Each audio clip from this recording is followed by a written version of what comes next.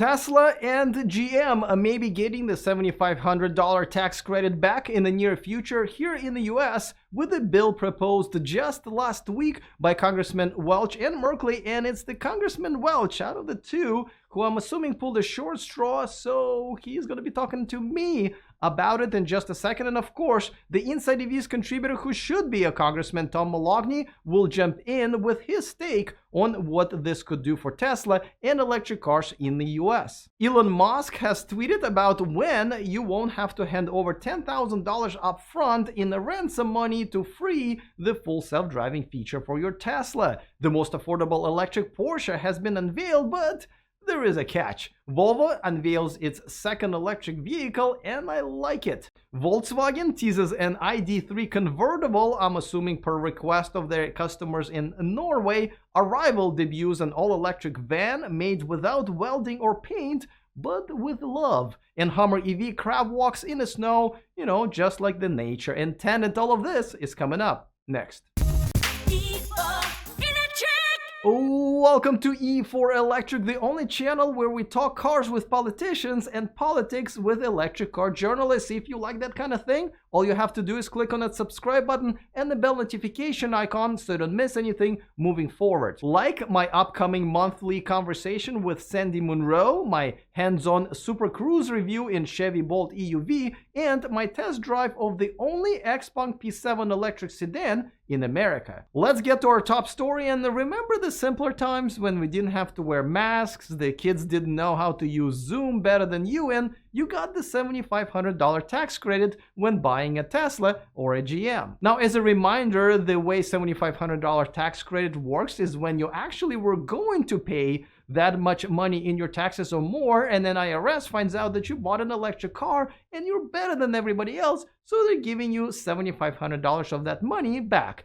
With an exception if you're leasing a car, and then it's kind of like an instant rebate. Now, the unfortunate part is when a manufacturer sells more than 200,000 of the electric cars in the United States, that tax credit goes away, and that's what happened to Tesla and GM. Now, you probably heard a rumor, and it's true, that there is a bill out there in Congress that may bring the good times back. Now, that's the Green Act proposed by Congressman Thompson. It will lower the tax credit just a little to $7,000. It will still depend on the battery size, but the cap will be raised to 600 instead of 200,000 electric vehicles sold. But it will also have a cool part where you'll still get a tax credit even if you're buying a used electric cars, and you'll be able to get up to $2,500 for that. But that is so 2 weeks ago. There is a much younger and prettier bill that's getting all of the attention. Now, this bill is called Electric Cars Act, and it was co-authored by Congressman Welch and Merkley, and this one is way more generous. It is essentially a 10-year extension with no cap, and on top of that, it can be used as a point of sale credit, or you can use it over a 5-year period. And this one was also co-sponsored by Bernie Sanders, Cory Booker, and others. That gives it a lot of momentum. Now, Congressman Welch was on the show a couple of years ago when he proposed a very similar bill, but since I discovered that he forgot to block my number, I figured I'd give him a call and bug him with some new questions. So let me just start by playing devil's advocate. Tesla since then lost this credit, and they are profitable. They are now definitely in the S&P 500, the largest automaker in the world. Why do you think we still need the incentives for electric car purchases? I'll tell you why. We really want to accelerate adoption. That requires that we make it affordable. And we also want to accelerate implementation so that our car manufacturers are going to be the center of electrical vehicle manufacturing in the world. But secondly, we really are at the beginning of this whole new industry. Tesla obviously has been a pioneer, but we've seen GM saying that it's going to go all electric. And obviously competitors in other parts of the world, including China, are trying to elbow out our manufacturers. So we want to do this for jobs. We want to do it also for adoption so we can reduce carbon emissions. Really important all the way around. Now, Congressman, people are asking a lot of times, why are we doing this through a tax credit? Nobody likes taxes. As soon as you say the word, people go crazy. Why not have it as a rebate like a lot of states do? I'd be fine with the rebate, but the tax credit has had enjoyed some political support. So part of what we have to do is design a program where we can get the votes. I think we have brought fairly broad support for the idea of a tax credit. Now, right before you proposed this bill, Congressman Thompson, and I don't know if it's awkward at the cafeteria there when you see each other, proposed a different bill. It's a bit different. Why did you feel that you should put this one on the table as well? What are the advantages? Well, the advantage is that it is a bill that has worked so far. I mean, just to point out that 200,000 Tesla, 200,000 GM, 200,000 Ford have already been used, and it's clear that this tax credit has been, in effect, it's been effective. So my view is that keep doing what works. Now, your bill is definitely more generous, but there's one thing that I kind of like about the other bill, and I don't know if you would consider this, but that bill proposed $2,500 tax credit when you buy a used electric car as well. Do you think this is a possibility it can make into this bill? Because it does sound reasonable. Yeah, I do. And Congressman Thompson is critical because he's on the Ways and Means Committee. He's a senior member, very respected.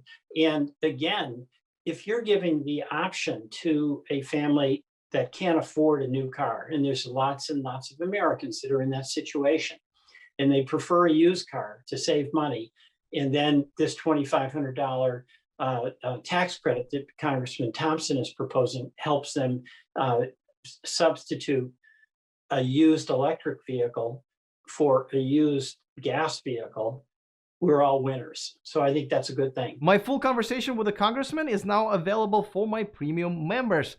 Oh, that's probably a good time to tell you I have launched my premium membership. All you have to do is click on the join button to see all of the benefits you're going to be getting while feeding my ever-growing addiction to paying for my groceries and for rent. For more on our top story, we turn to the InsideEVs contributor Tom Moloughney, but before that, a quick reminder that this channel and this video is sponsored by XPeng Motors. Check out the P7, a beautiful electric sedan I just got to enjoy myself the other day. It is equipped with the X-Pilot 3.0 self-driving tech with navigation guided autonomous driving feature and even some cool games. My full review is coming soon, but meanwhile, check out XPeng Motors on Facebook. The link is down below.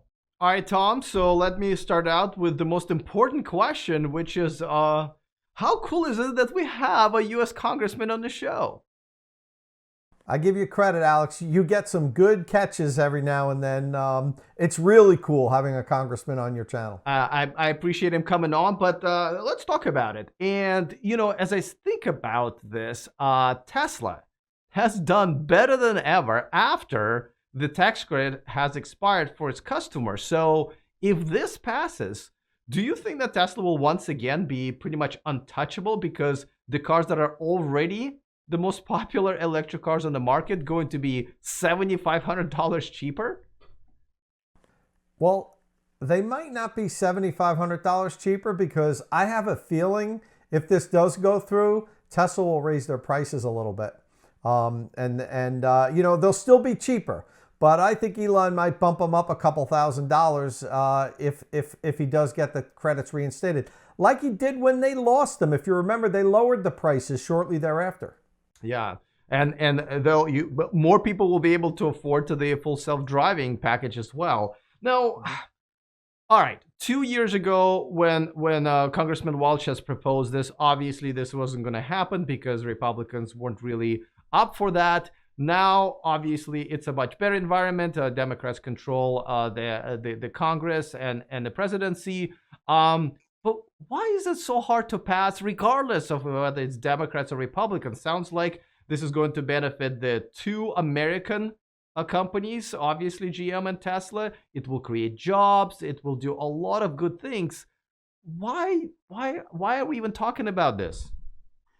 I agree. We shouldn't be, Alex, because the transitioning to electricity as a transportation fuel is good for America in general, no matter what side of the aisle you're on. But follow the money.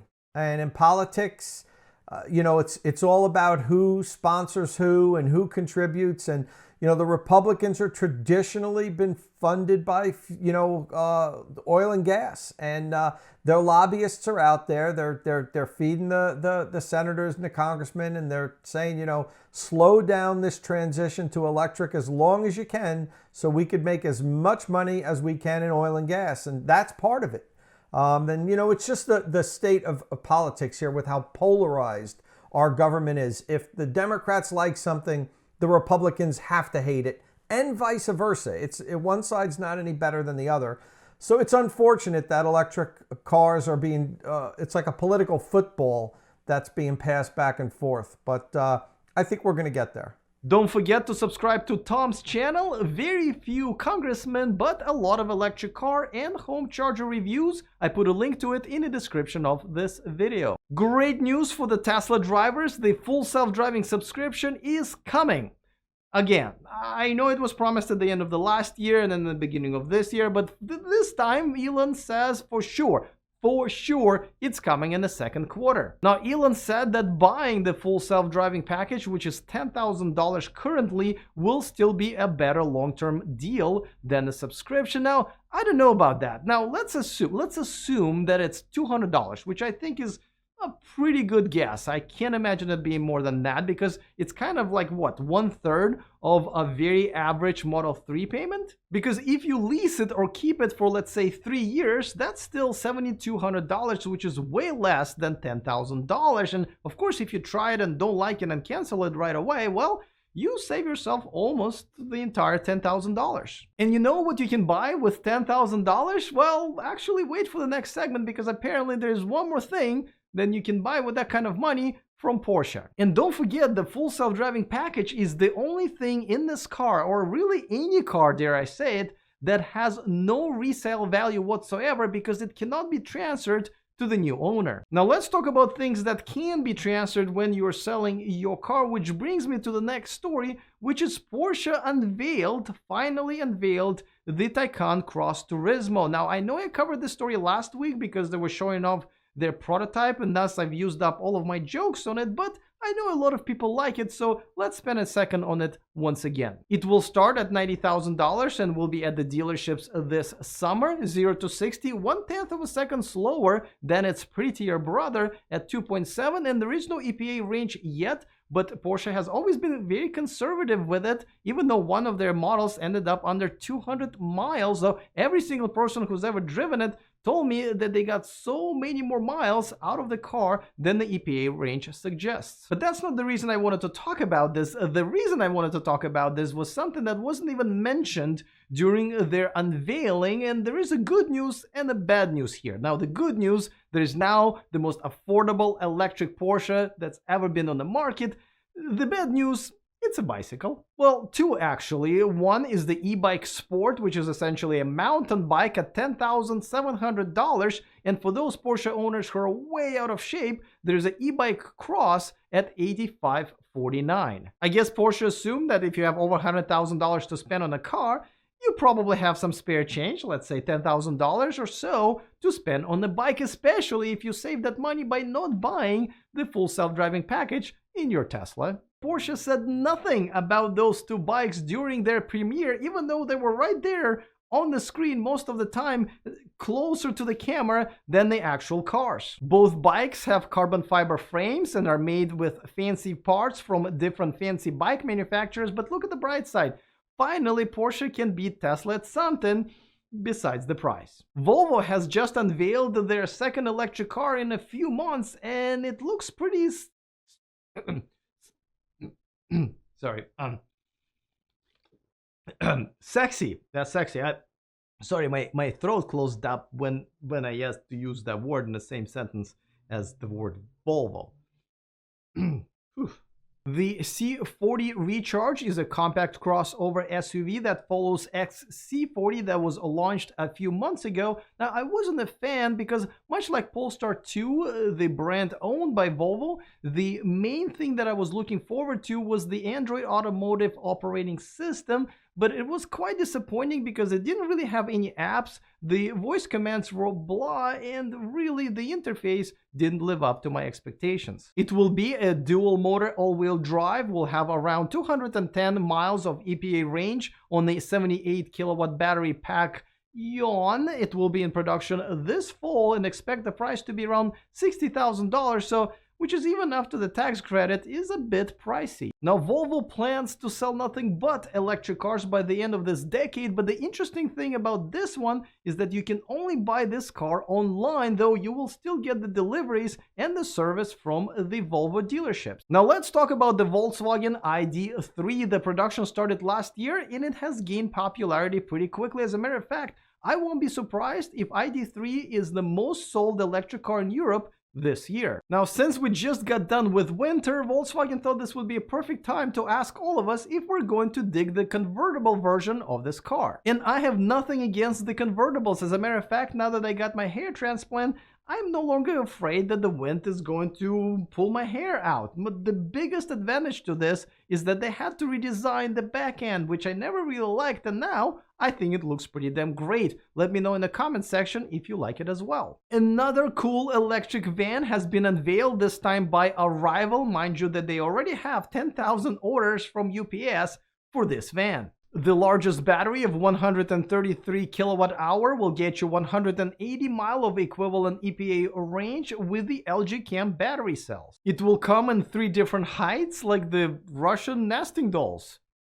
I miss those. Arrival will start road trials with customers this summer and the van will go in production next year. Of course, they have already announced that they're going public very soon via a reverse merger, much like many other electric car startups like Fisker, Lucid, and Canoo. Now, the cool part about this brand is that they don't build huge factories. As a matter of fact, they're planning on building tons and tons of micro factories, and even cooler part is that none of their vans require any painting or welding. Even in my arts and crafts projects in high school, I had to use a little bit of welding and a lot of painting, so I just had to ask how the hell these guys make their electric cars without it. So I talked to the North American CEO of Arrival, Mike Abelson. Of course, the question when I see something that's being done a new way, it's either genius or stupid a lot of times, right?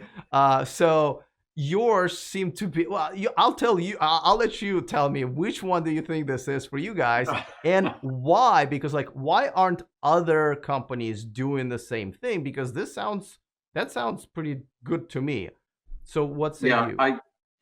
I think it's genius, and you know, I can't take credit for it. It's something the company was working on before I ever joined the company. But just a couple of things. One, we can deploy these microfactories in 6 months, and the capital we need to invest to do it is $40 to $50 million, round numbers. So from a business model advantage or business model standpoint, it's an enormous advantage. And then, you know, the whole idea of being able to use microfactories to customize or build for purpose vehicles for a specific region or area. Any single microfactory doesn't have to build all the products for all of the customers. They're only building products for the customers in their area or region.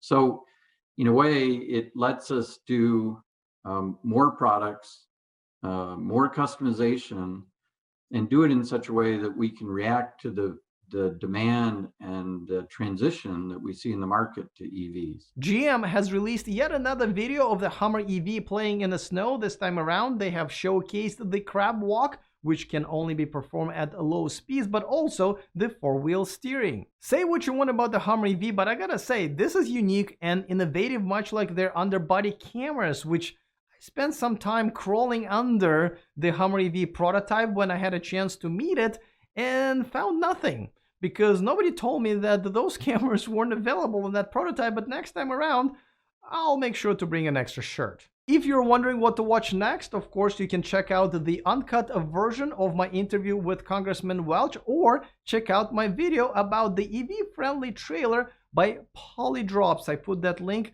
in the description of this video. All right, looking forward to all of your comments. Other than that, see you guys next time, and remember to stay charged.